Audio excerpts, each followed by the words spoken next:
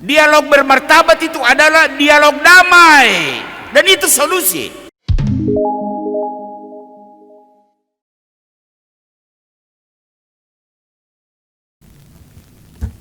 Tuhan serta kamu.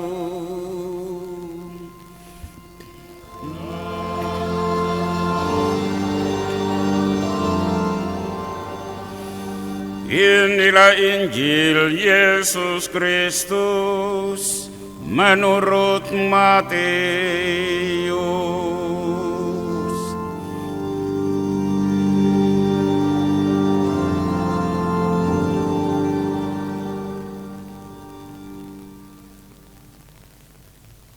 Sekali peristiwa setelah mendengar berita pembunuhan Yohanes Pembaptis, menyingkirlah Yesus dengan naik perahu. Ia bermaksud mengasingkan diri ke tempat terpencil, tetapi orang banyak mendengarnya dan mengikuti dia dengan mengambil jalan darat dari kota-kota mereka. Ketika Yesus mendarat, ia melihat orang banyak yang besar jumlahnya. Maka tergeraklah hatinya oleh belas kasihan kepada mereka, dan ia menyembuhkan mereka yang sakit. Menjelang malam, para murid datang kepada Yesus dan berkata, "Tempat ini terpencil dan hari mulai malam. Suruhlah orang banyak itu pergi, supaya mereka dapat membeli makanan di desa-desa." Tetapi Yesus berkata kepada mereka, "Tidak perlu mereka pergi. Kamu harus memberi mereka makan." Jawab mereka, "Pada kami hanya ada 5 buah roti dan 2 ekor ikan."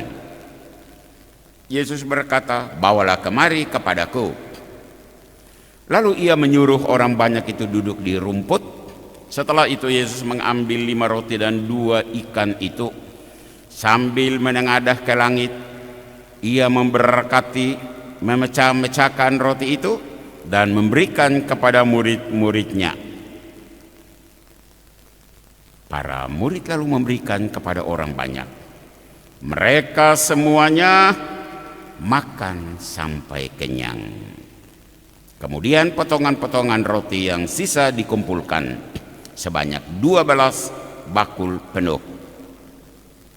Yang turut makan kira-kira 5.000 orang laki-laki, tidak termasuk perempuan dan anak-anak. Demikianlah Injil Tuhan.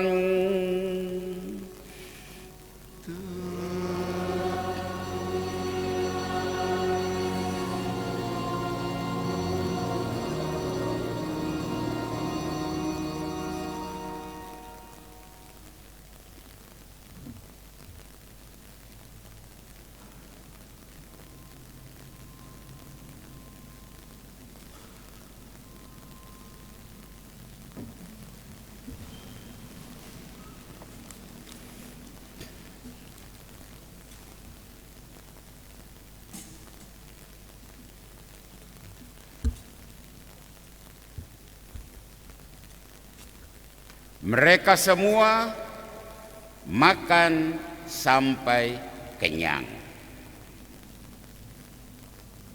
Artinya, masalah selesai, semua puas. Bapak-bapak, ibu-ibu, saudara-saudari, umat paroki katedral, dan siapapun Anda, orang Katolik atau bukan, yang saat ini mengikuti live streaming, misa live streaming dari Gereja Katedral Tiga Raja Timika. 2 minggu lalu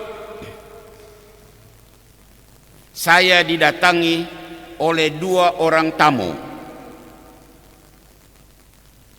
Setelah kami bicara-bicara, saya tahu 1 intel polisi dan 1 wartawan salah satu televisi nasional.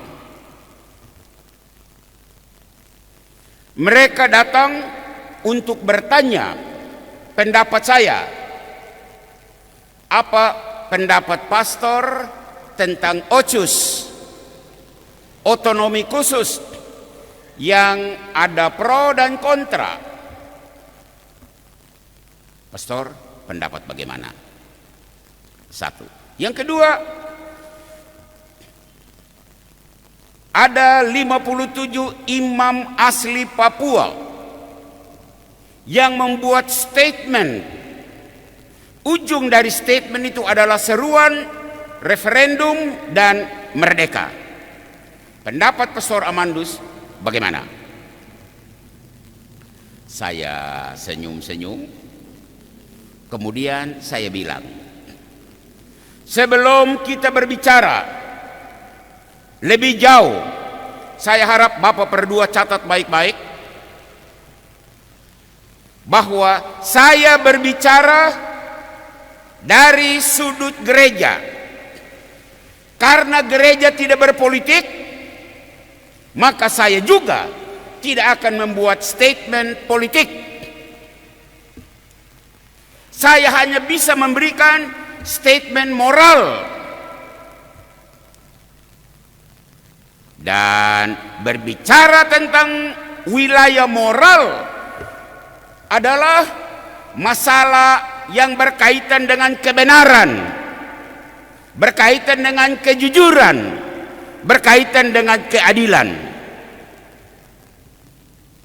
Dan pokok-pokok wilayah moral itu gereja memetiknya dari kitab suci, bukan karangan pribadi-pribadi, pribadi uskup atau pribadi pastor-pastor, dari kitab suci. Dan nafas kitab suci hari ini berkata dengan begitu jelas, saya sebutkan, di saat Anda masuk situasi bermasalah, kitab suci bilang hadapi dengan sikap optimis, jangan menghindar, jangan melarikan diri. Hadapi dan selesaikan menurut cara Yesus. Itu kitab suci, cara Yesus. So, mari kita masuk di dalam bacaan-bacaan hari ini. Khususnya kita mulai dengan bacaan Injil. Ceritanya, banyak orang datang berbondong-bondong untuk mendengar pengajaran Yesus dan bisa mendapat mujizat, barangkali kesembuhan yang diberikan oleh Yesus. Hari mulai malam dan para murid lihat, wow, orang ribuan ini belum makan. Kalau belum makan berarti kan lapar. Ini masalah. Perhatikan bagaimana menghadapi masalah. Para murid mengambil sikap bertemu Yesus. Tuhan, kita suruh dorang pergi ya. Nanti dorang sendiri beli makanan di desa-desa sekitar. Yesus langsung menegaskan, tidak. Kamu yang harus kasih makan mereka. Dan itu solusi. Untuk sementara kita tinggalkan kitab suci. Mari kita kembali ke pertanyaan Bapak polisi dan wartawan itu. Apa pendapat Bapak Pastor tentang OCUS dan seruan untuk referendum dan merdeka? Saya batasi untuk OCUS. Dalam konteks penolakan terhadap OCUS, saya mengajak Anda, kita semua para pendengar, untuk kita memahami inti masalah dari sudut Injil hari ini yaitu kelaparan. Orang banyak lapar. Nah, perhatikan, lapar itu ada dua macam. Lapar jasmani, kekurangan pangan, kekurangan sandang, kekurangan papan, dan seterusnya. Tapi ada kelaparan yang lain, yaitu kelaparan rohani. Apa itu? Hasrat dan keinginan, dambaan yang tidak tercapai, bahkan hasrat dambaan yang dibekuk. Selama ini sering kita menyaksikan, kita membaca, kita mendengar orang asli Papua ada yang teriak referendum merdeka. Kita bertanya, mengapakah? Mengapa? Banyak orang hanya bicara di belakang, tidak bicara di depan. Sore ini pastormu bicara dari mimbar ini, sekali lagi dalam bingkai moral. Mari kita lihat analisa dari pemerintah kita terhadap teriakan referendum dan merdeka itu. Pemerintah bilang, oh, orang-orang itu mereka pergi ke daerah lain, pergi ke Jawa, lihat di sana pembangunannya hebat sekali, sementara Papua ini ketinggalan. Ini analisa mereka, pemerintah. Atas dasar analisa itu, mereka melakukan solusi. Solusinya apa? Otsus. Triliunan digelontorkan, bukan satuan, bukan puluhan, bukan sampai ratus, di atas 100 triliun digelontorkan untuk otsus. Maksudnya supaya dengan dana sebesar itu pembangunan digandakan, pembangunan fisik, jalan, jembatan, dan seterusnya. Dengan dana sebesar itu mereka perbaiki kesehatan masyarakat, bangun puskesmas, pengadaan dokter, perawat, obat-obat. Dengan dana sebesar itu pendidikan ditingkatkan, ya, insentif guru, sekolah-sekolah, dan seterusnya dan seterusnya. Selesai. Pertanyaan, mengapa setelah otsus diberlakukan masih ribut, masih demo? Bahkan 57 imam loh, imam pastor ikut bersuara. Ada yang tahu jawabannya? Saya mau menjawab. Ada yang salah. Ada yang salah dengan solusi yang dibuat oleh pemerintah. Atau otsus itu salah urus, manajemen salah, mismanagement otsus, atau pemerintah salah menjawab masalah. Kelaparan jasmani bisa jadi sudah dijawab oleh pemerintah, antara lain dengan otsus. Tapi bagaimana dengan kelaparan rohani? Banyak orang tahu jawaban. Banyak orang tahu jawaban. Tapi sepertinya tabu. Tabu untuk dibicarakan secara terbuka. Dalam kondisi seperti ini, berkaitan dengan wartawan dan intel yang datang bertanya kepada saya sebagai pastor, gereja harus bicara. Dan sore hari ini gereja mau untuk bicara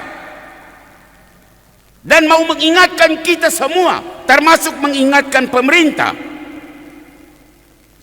jangan melupakan sejarah. Jangan membungkam sejarah. Fakta yang kita hadapi di Papua, orang di Jawa, di Sumatera, di Maluku, di Sulawesi, mereka tidak tahu bahwa kita yang ada di Papua ini hari-hari menghadapi. Orang Papua minta dialog untuk meluruskan sejarah. Dan pemerintah menjawab dengan memberikan OCUS sebagai win-win solution. Saya Pastor Amandus mau katakan tidak kena. Karena di sana terjadi tabrakan kepentingan, tabrakan opsi. Tabrakan itu menyebabkan ribut. Itulah drama. Drama abadi di tanah Papua ini. Kelompok yang satu teriak, NKRI harga mati.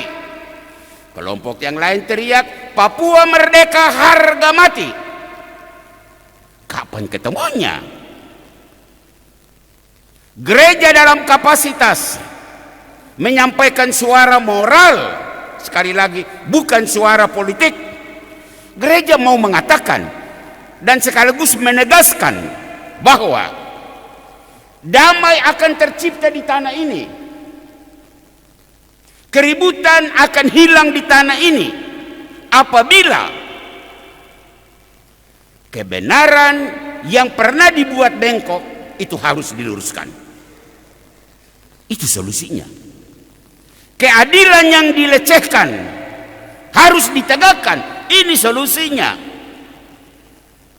Kejujuran yang ditabrak sampai jatuh harus dipulihkan kembali. Cerita dalam Injil. Mari kita kembali kepada Injil. Dan pesan moral begitu jelas. Orang banyak kondisi lapar. Kondisi lapar solusinya apa? Ya kasih makan.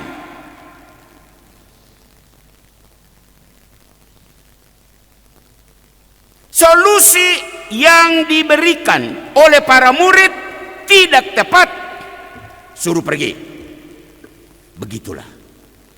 Fakta sejarah bangsa ini ada yang tidak beres. Apa itu?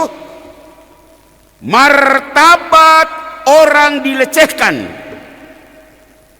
Hasrat yang dibungkam, tidak kesampaian. Itulah kelaparan rohani yang selama ini jadi sebab kekacauan dan keributan yang berkepanjangan. Menjawab pertanyaan intel polisi dan wartawan, bagaimana pendapat pastor tentang OCUS? Dan saya menjawab, OCUS itu solusi yang tidak menyelesaikan masalah. Solusi yang tidak solusif. Dan selama OCUS dipaksakan, korban akan berjatuhan, baik dari pihak orang asli Papua maupun dari pihak khususnya polisi dan tentara. TPN, OPN beraksi. Tentara tidak diam. Brimob dan tentara juga beraksi. Kami masyarakat bisa apa? Bisa apa? Korban berjantuhan tak henti. Apakah itu yang kita mau? Bacaan pertama hari ini,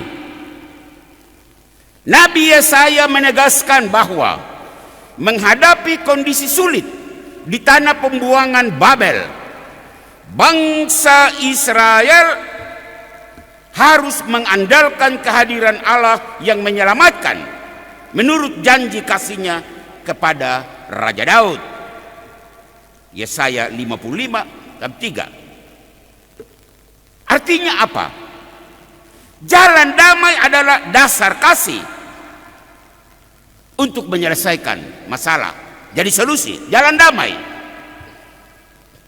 Sama Rasul Paulus, bacaan kedua, dalam suratnya kepada jemaat di Roma, dia mengingatkan kita semua bahwa dalam kesulitan dan penderitaan, orang harus tetap setia pada misi dasar, yaitu menyebarkan kasih kepada dunia. Artinya apa? Jalan damai atas dasar kasih menjadi solusi. Bapak-bapak, ibu-ibu, saudara-saudari, umat paroki katedral, dan siapapun Anda yang mengikuti misa live streaming ini.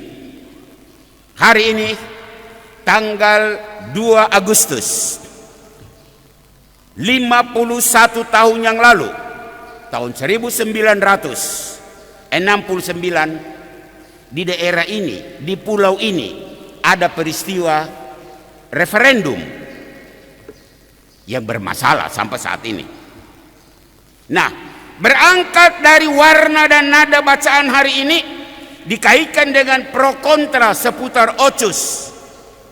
Kira-kira apa pesan gereja untuk umat, untuk bangsa dan negara ini? Saya punya 3 pesan. Pesan yang pertama, hentikan penyelesaian masalah dengan jalan kekerasan. Sebab kekerasan hanya akan menghasilkan luka, dan pada gilirannya akan menghasilkan kekerasan yang baru. Kekerasan fisik, TPN, OPM, tembak tentara, dan kadang menyasar ke rakyat sipil. Tentara, polisi, tembak OPM, imbasnya ke rakyat sipil. Hasilnya apa? Damai. Bukan, hasilnya sakit hati. Ini kekerasan fisik.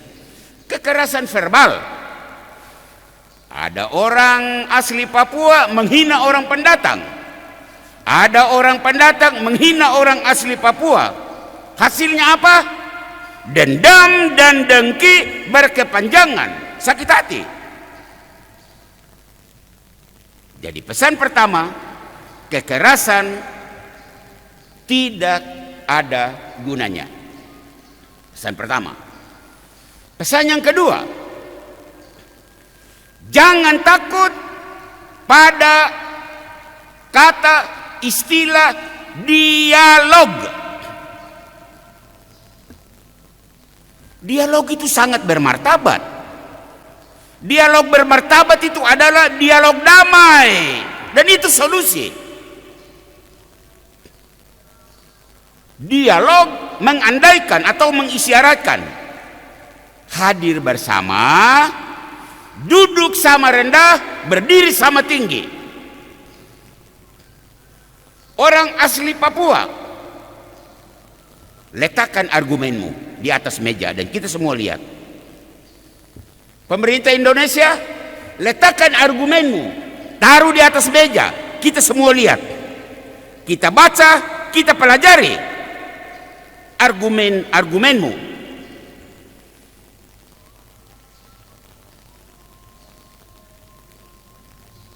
Mari kita uji setiap argumen dari orang asli Papua maupun dari pemerintah. Mari kita uji apa kekuatannya dan apa kelemahannya. Dan Anda harus tahu, ujung dari dialog adalah saling mengakui kebenaran. Dan harus menerima kebenaran, betapapun pahit kebenaran itu. Orang Papua harus siap menerima kebenaran walau pahit. Pemerintah harus siap menerima kebenaran walau itu pahit. Jangan takut dialog. Dan saya Pastor Amandus mau mengatakan, yang takut berdialog berarti dia punya argumen lemah, sangat lemah, takut kalah. Ayolah, mari kita jujur di hadapan Tuhan dan sesama. Marilah kita adil di hadapan Tuhan dan sesama. Marilah kita melakukan kebenaran di hadapan Tuhan dan sesama. Ini wilayah gereja. Dan gereja mau menyerukan hal-hal ini. Dialog itu adalah solusi yang mendatangkan kedamaian di tanah ini. Ini pendapat gereja sebagai pesan yang kedua. Pesan ketiga, pesan terakhir. Ada pihak tertentu yang menyerukan referendum seperti terjadi 51 tahun yang lalu hari ini, tanggal 2 Agustus. Bahkan berteriak merdeka. Itu seruan politik. Karena gereja tidak berpolitik, gereja tidak akan berada di sana. Di sini mungkin saya Pastor Amandus berbeda dengan teman-teman saya, adik-adik saya. Mungkin juga mereka murid-murid saya dulu pernah di seminari tinggi. Di sini kami berbeda. Mereka teriak referendum dan saya Pastor Amandus katakan itu bukan wilayah gereja, maka saya tidak ikut. Akan tetapi gereja akan tetap bersuara apabila ada aksi politik yang memberangus kebenaran. Gereja akan tetap bersuara apabila ada orang politik yang menginjak-injak kejujuran. Gereja akan tetap bersuara apabila ada pihak-pihak yang mengebiri keadilan. Sadarlah bahwa gereja akan ada di sana, berdiri mempertaruhkan nyawa untuk membela nilai-nilai moral ini apapun harganya. Kami gereja, pimpinan gereja siap untuk berada di balik orang-orang yang memperjuangkan nilai-nilai moral ini. Karena ini tugas, sekali lagi tugas kerasulan yang dipercayakan kepada gereja. Akhirnya hari ini Injil berkata mereka semua makan sampai kenyang. Itulah harapan. Juga hari ini fakta sejarah akan berkata orang asli Papua lewat dialog akan bertemu dengan kekenyangan rohani. Pemerintah lewat dialog akan bertemu dengan kekenyangan rohani. Kita semua senang dan kita semua puas. Itulah solusi yang ditawarkan oleh gereja. Tuhan memberkati orang asli Papua di tanahnya ini. Orang memberkati semua orang pendatang, siapapun Anda yang datang berjuang untuk memperbaiki hidup di tanah ini. Tuhan memberkati pemerintah yang berjuang untuk menjaga kita semua. Amin. Kita hening sejenak untuk merenungkan firman Tuhan ini.